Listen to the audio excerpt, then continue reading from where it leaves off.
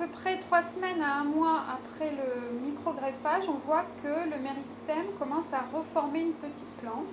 On voit que la feuille se développe. Les racines de l'hypocotyle sont en cours de développement. Et à peu près 1 mois plus tard, on obtient une plantule qui est bien plus développée, qui a commencé à faire plusieurs petites feuilles. Elle est encore trop petite pour pouvoir être acclimatée. Il faudra encore attendre au moins 15 jours à 1 mois pour pouvoir l'acclimater. Donc le processus global entre le micro-greffage proprement dit et l'acclimatation en serre prend entre minimum, selon les variétés, 1 mois et demi à 3 mois.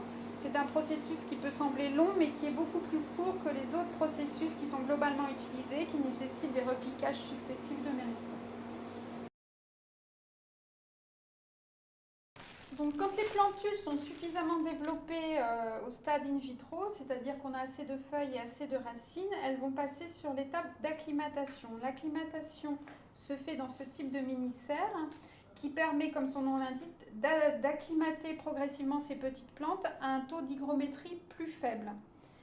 Elles vont rester à peu près dans cette mini-serre pendant 1 mois, le temps que le système racinaire et que les plantules se développent.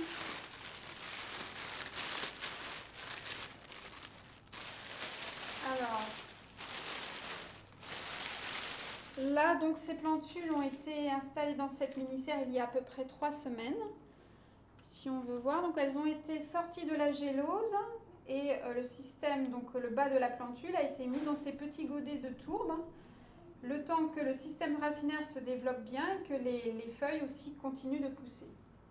Elles vont rester donc, comme je l'ai dit, dans cette mini-serre pendant environ 1 mois, puis ensuite elles seront sorties et passées dans des pots de terreau sur un volume un peu plus grand pour suivre le cycle normal.